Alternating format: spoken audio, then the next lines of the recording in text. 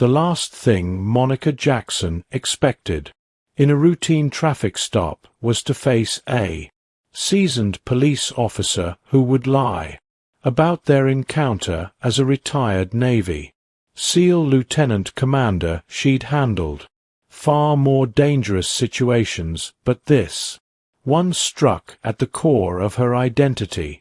Standing in the dim evening light, checking directions on her phone, she never imagined she'd soon become the center of new real-life stories' most compelling tale of Justice Officer Simmons approached with an air of authority, his flashlight beam harsh against her face. 20 years of military service had taught Monica to read people, and everything about his stance screamed trouble. She could have easily overpowered him. Her SEAL training had prepared her for far worse, but she chose restraint, knowing this battle would be won in a different arena. When Simmons slammed her against his patrol car, fabricating charges of assault and resistance, he had no idea who he was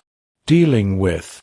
What followed would become a courtroom drama that exposed not just one officer's prejudice, but an entire system's flaws. This is the story of how a decorated veteran turned a moment of injustice into a powerful movement for change in the grand courthouse. Monica's military composure remained unshaken as Officer Simmons delivered his fabricated testimony. Her dark eyes tracked his every movement, noting the subtle tells.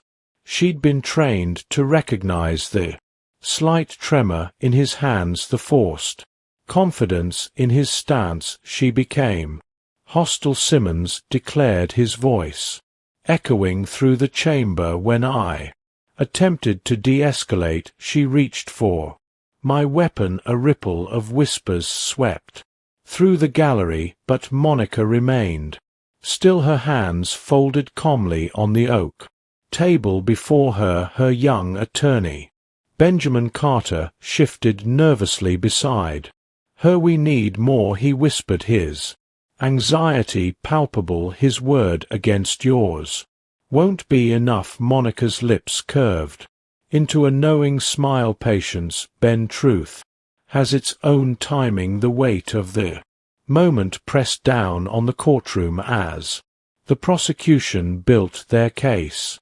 Memories of that night flooded back, the harsh beam of Simmons' flashlight, his immediate aggression, the cold metal of the patrol car against her cheek. 20 years of SEAL training had taught her to control her reactions, to choose her battle wisely. That night she'd chosen restraint, not out of fear but strategy.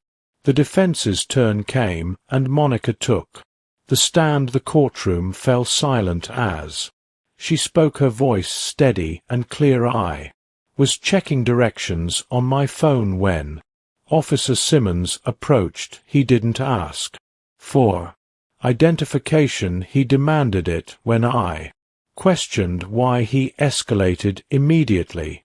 The prosecutor pounced. Sarling, like a predator. So you admit to questioning his authority? I questioned his motives. Monica corrected, her gaze unwavering. There's a difference, a significant one, that speaks to the heart of this case. Benjamin played the bystander video, and the atmosphere shifted dramatically. Simmons' voice rang out harsh and biased. Women like you need to learn how to listen. The gallery erupted in murmurs of disgust. The judge's gavel bar maintaining order during recess. Monica stood alone by the courthouse windows, her reflection overlaying the city below. Benjamin approached, clutching new documents. This is it, Simmons' personnel file, multiple complaints of excessive force, all buried, pattern of targeting minorities, Especially women, they tried to hide it.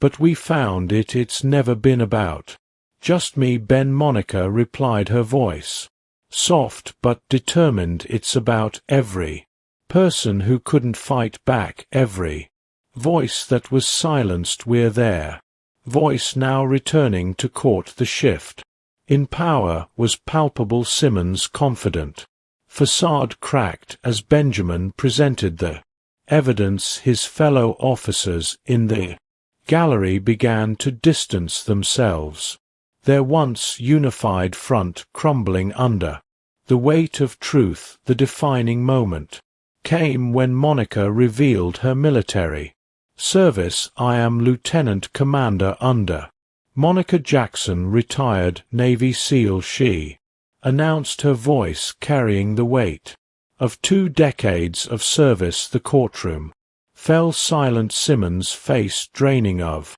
color. Several jurors leaned forward, their expressions shifting from skepticism to rapt attention. For 20 years, I defended this country's ideals of justice and equality, she continued, her gaze sweeping the jury. I faced enemies abroad, navigated hostile territories and teams through the most challenging conditions imaginable, but I never expected to face such blatant abuse of power at home, on the very streets I swore to protect. Her testimony continued, each word carefully chosen to illuminate the larger issues at stake that night. Officer Simmons didn't see a veteran, a citizen, or even a human being. He saw what his prejudices told him to see, someone he could dominate without consequences. Benjamin's C.L. Kling argument resonated through the hushed chamber. My client didn't resist arrest. She did something far more threatening. To Officer Simmons, she questioned his unjust actions. This decorated veteran, who spent years protecting our freedoms, was brutalized for exercising those very rights. As the jury deliberated, Monica sat in quiet reflection. The case had become larger than herself. It was about accountability, about changing a system that too often protected its own at the expense of justice. Benjamin paced nervously, but Monica remained still, her military training evident in her calm demeanor. The verdict arrived swiftly, not guilty on all charges, but Monica's victory came with an unprecedented addition: the jury's formal recommendation for a full investigation into Simmons' conduct and department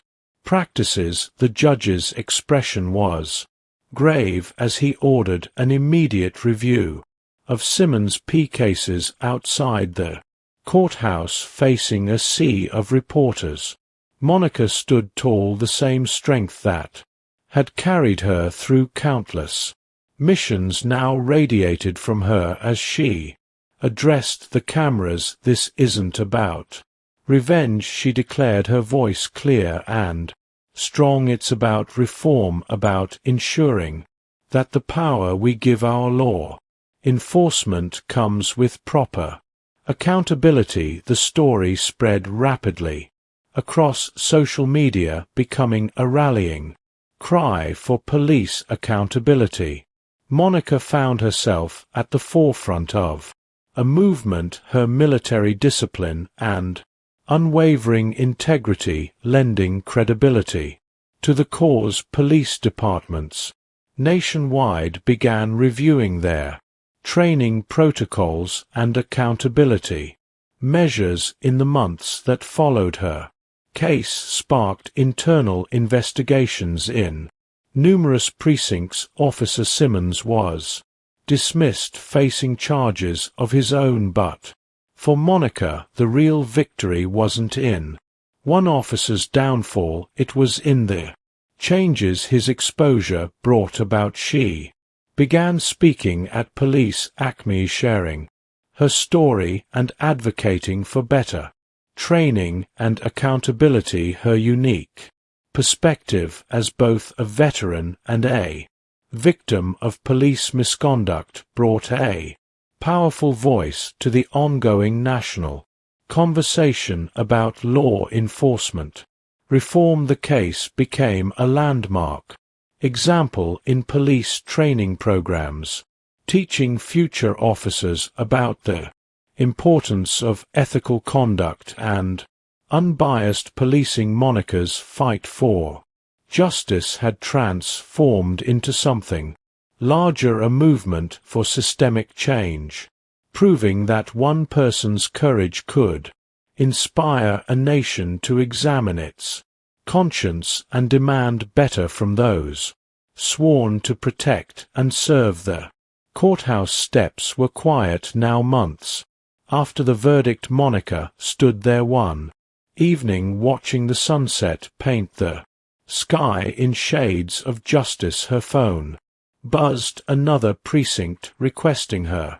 to speak about police reform. She smiled, remembering how her battle had sparked a nationwide conversation. Officer Simmons' case had led to 30 other cases being reopened, revealing a pattern of misconduct that could no longer be ignored. But more importantly, it had given courage to countless others who'd faced similar injustice. Her story, first shared on New Real Life Stories, had become a beacon of hope. Sometimes the toughest fights aren't won with physical strength, she often told police cadets now, but with unwavering dedication to truth. Her Navy SEAL training had prepared her for combat, but it was her moral compass that had guided her to this victory. If this story of courage